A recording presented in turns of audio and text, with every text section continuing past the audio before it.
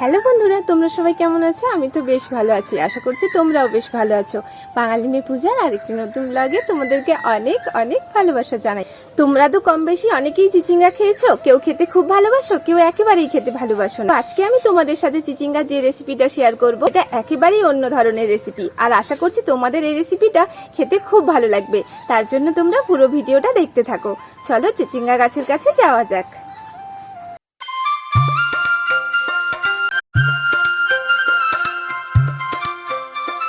এই বছর আমাদের বাড়ির সামনে জমির থেকে মাটি তুলে ভরাট করানো হয়েছে, তাই এখানে যা যা সবজি লাগানো হয়েছিল বেশ ভালো ফলন হয়েছে।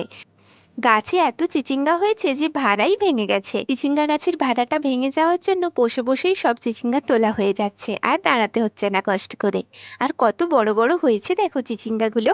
আমিও কিন্তু চিচিঙ্গা খেতে খুব একটা ভালোবাসি না, কিন্তু মায়ের হাতে চিচিঙ্গার এই রেসিপিটা খেয়ে তো আমি পুরো চিচিঙ্গার এই রেসিপিটার প্রেমেই পড়ে গেছি। জানো তো, দুটো একটা চিচিঙ্গা দেখো পুরো গোল হয়ে বেঁকে গিয়েছে। এগুলোর মধ্যে কিন্তু পোকা নেই, এগুলোও তুলে নেব। অনেক চিচিঙ্গা হয়েছে, কিন্তু বড় বড় দেখে খুঁজে খুঁজে তুলে নিচ্ছি।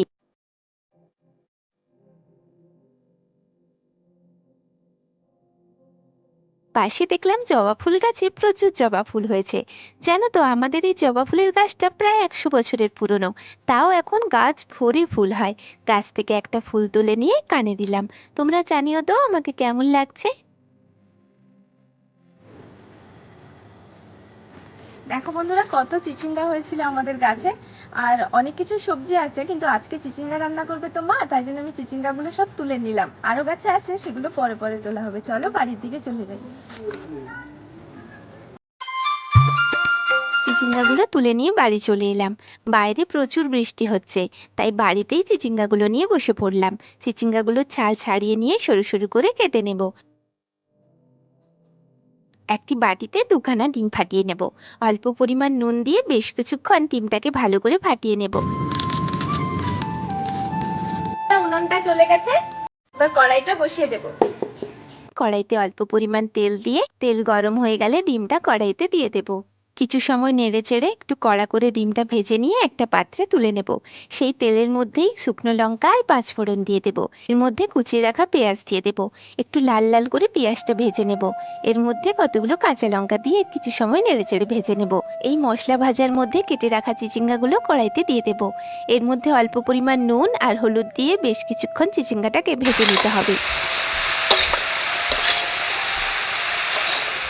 চিচিঙ্গা ভালো করে ভাজা ভাজা হয়ে আসলে ভেজে রাখা ডিমের ভুজিয়াটা এর মধ্যে দিয়ে দেব। তোমরা চাইলে এর মধ্যে নারকেলও দিতে পারো। আমাদের এখানে বেশ কয়েকদিন ধরে প্রচুর বৃষ্টি হওয়ার জন্য নারকেল গাছ প্রচুর পিচ্ছিল হয়ে আছে, তাই আর নারকেল গাছে কেউ উঠতে পারেনি। নারকেলও আমি এর মধ্যে দিলাম না, তাই জন্য।